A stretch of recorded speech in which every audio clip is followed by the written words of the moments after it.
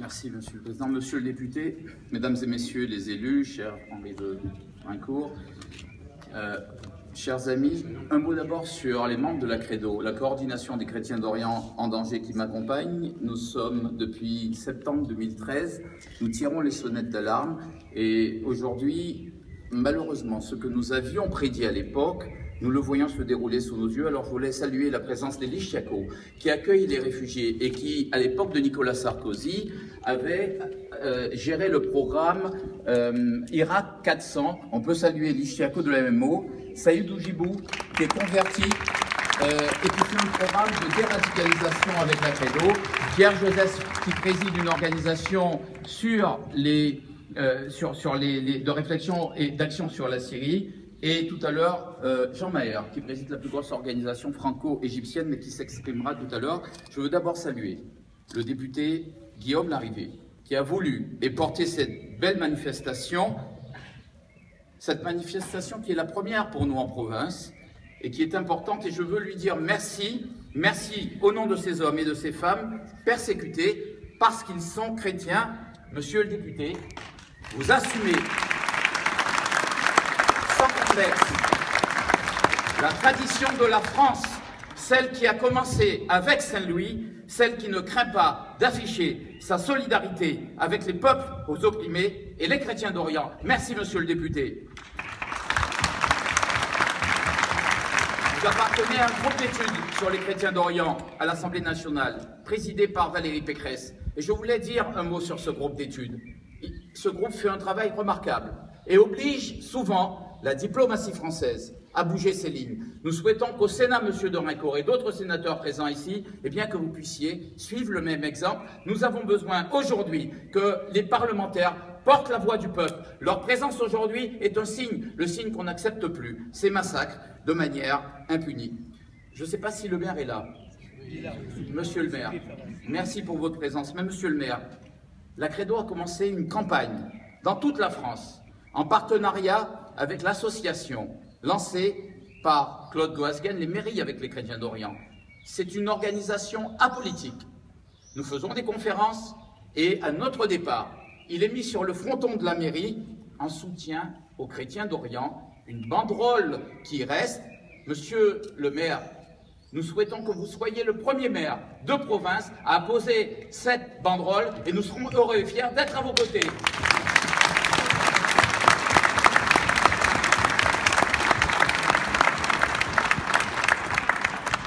Ce drame qui se déroule à des milliers de kilomètres de chez nous, votre banderole permettra de nous sensibiliser, de sensibiliser vos administrés.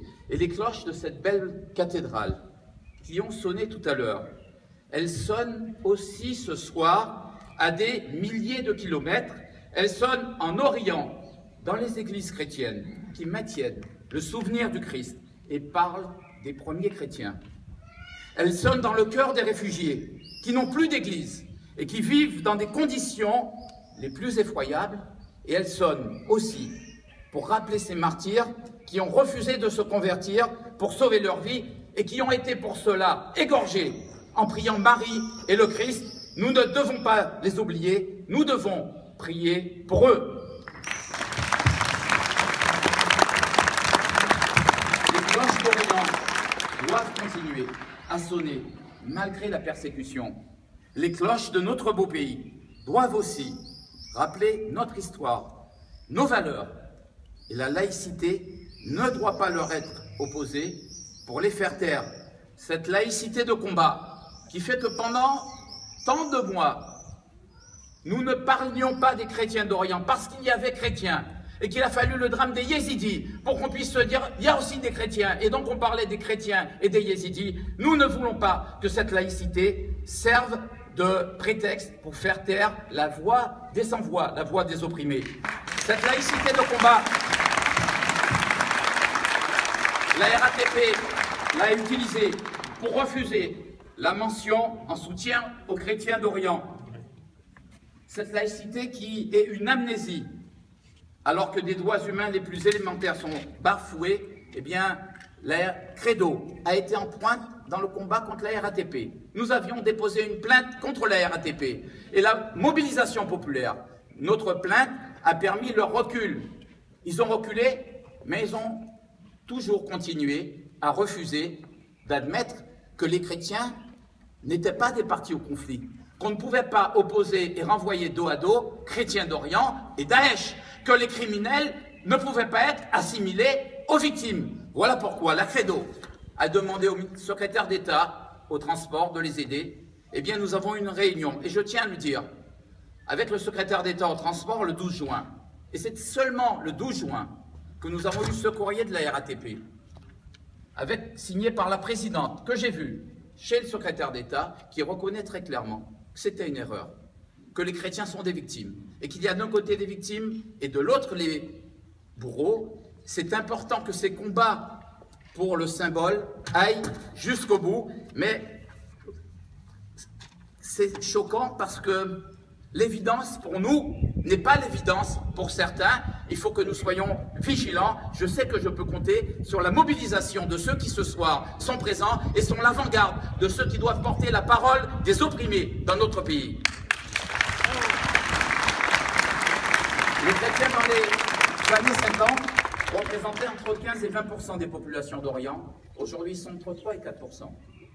Et ils vont disparaître de certains pays. Il ne s'agit pas d'une question cultuelle, il s'agit d'une question fondamentale des droits de l'homme. Et les persécutions dont ils sont victimes rappellent le génocide de 1915.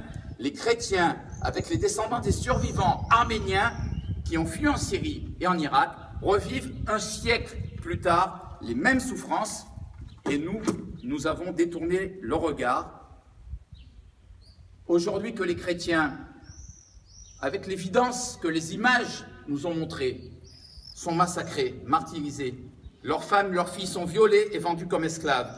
Les enfants vivent dans la peur. Et je veux avoir une pensée pour 2 évêques qui ont été enlevés, pour les prêtres qui ont été enlevés et dont nous n'avons à ce jour aucune nouvelle. Eh bien, nous continuons à minimiser leur situation en les comparant aux autres communautés. Eh bien, on va se dire, une fois pour toutes, les choses. C'est vrai que les autres communautés, elles aussi, sont des victimes de la barbarie et de la guerre.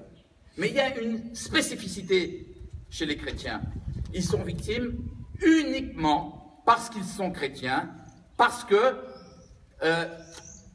on veut faire disparaître les racines chrétiennes de ces pays. Les chrétiens n'ont pas de parti politique pour les défendre. Ils n'ont pas de territoire pour les défendre. Ils n'ont pas d'armée. Ils n'ont rien demandé. Ils n'ont même pas de pays pour les soutenir. Et quand vous les comparez aux autres communautés, les chiites sont défendus par l'Iran. Ils ont un sanctuaire.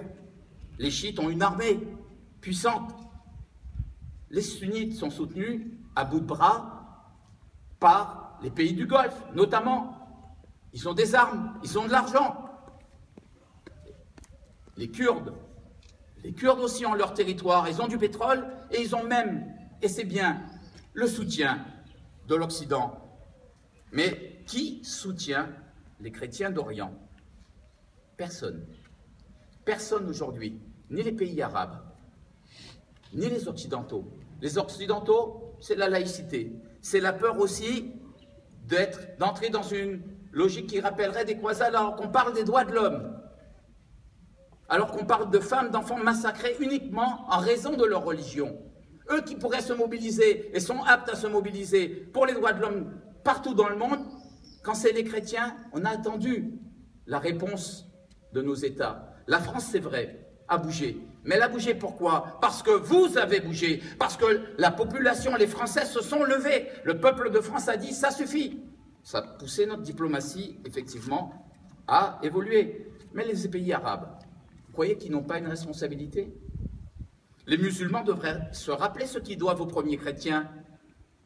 C'est grâce aux chrétiens que les musulmans ont pu survivre. Les musulmans des premiers temps, ils ont pu se réfugier chez le roi, chez le Négus de l'Abyssinie et avoir la vie sauve. Et aujourd'hui, nous devons faire comprendre à nos amis arabes que les chrétiens sont chez eux, en Orient, et qu'ils sont les premiers responsables de la survie de leurs derniers chrétiens. La question des chrétiens d'Orient, avant d'être notre question, c'est aussi notre question, doit être aussi celle des pays arabes, celle des pays qui savent se mobiliser quand d'autres musulmans, dans d'autres territoires, sont en danger. Quand la rue arabe défile pour protester contre des massacres sur certains territoires, nous aurions aussi aimé les voir défiler pour les chrétiens d'Orient. C'est aussi leur responsabilité.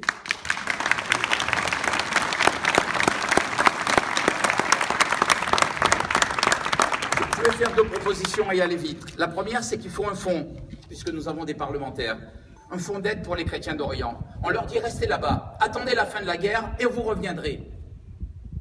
Les maisons sont détruites, les églises sont détruites, plus d'hôpitaux, plus d'écoles. Ils ne reviendront pas. Les chrétiens d'Irak, qui sont aujourd'hui des réfugiés qui vivent dans les conditions les plus précaires, ne reviendront pas. Et ceux de Syrie, qui eux aussi continuent à subir la barbarie sur leur territoire, ceux qui sont partis ne reviendront pas, sauf si on leur dit, quand la paix sera venue, quand on aura pacifié ces régions, eh bien, nous allons vous aider à reconstruire vos maisons, vos écoles, vos hôpitaux, mais aussi vos églises, parce que ce sont les églises qui constituent le lieu de vie des chrétiens et qui permettent aussi d'accueillir chrétiens et musulmans. Qu'on n'oublie pas qu'en Orient, les églises et les écoles accueillent de la même façon les chrétiens et les musulmans pour les aider, les scolariser, mais aussi leur délivrer une aide humanitaire. Fabius nous a dit oui. On lui a demandé une conférence des donateurs, on l'attend toujours.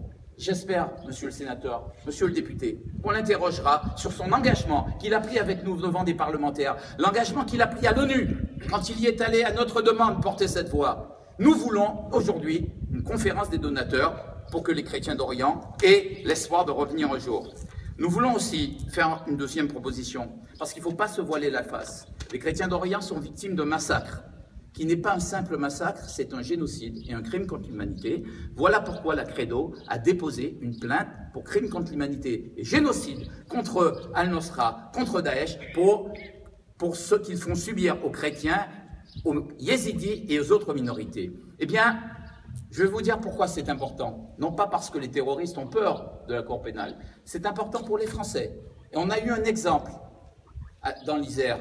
C'est important parce que les Français qui vont rejoindre les islamistes, ils doivent savoir qu'ils participent à un génocide et à un crime contre l'humanité. Ils doivent savoir qu'ils sont nos ennemis, qu'ils sont les ennemis de la France et qu'ils sont aussi les ennemis des civilisations. Pas de laxisme, pas de complaisance. Ces barbares doivent être pourchassés, traqués et châtiés. La plainte est aussi importante pour les États qui soutiennent ces terroristes. On ne va pas tous les citer. On ne va pas mettre dans le l'embarras nos parlementaires. Mais il y a les pays du Golfe. Mais au-delà de ces pays, il y a un pays qui aujourd'hui s'était déjà rendu coupable du génocide des Arméniens. Il y a un siècle de ça. Et qui, un siècle plus tard, se rend complice du génocide des chrétiens d'Orient, des yézidis et des minorités, en permettant le trafic d'armes et de pétrole sur son sol au bénéfice des organisations terroristes. Il s'agit de la Turquie, on le sait, et on continue à discuter. La Turquie est membre de l'OTAN, la Turquie veut entrer dans l'Union européenne. Qu'attendons-nous pour remettre les pendules à l'heure avec la Turquie? Elle est avec nous ou elle est contre nous? On ne peut pas accepter ce double jeu qui aujourd'hui va nous coûter très cher sur notre sol.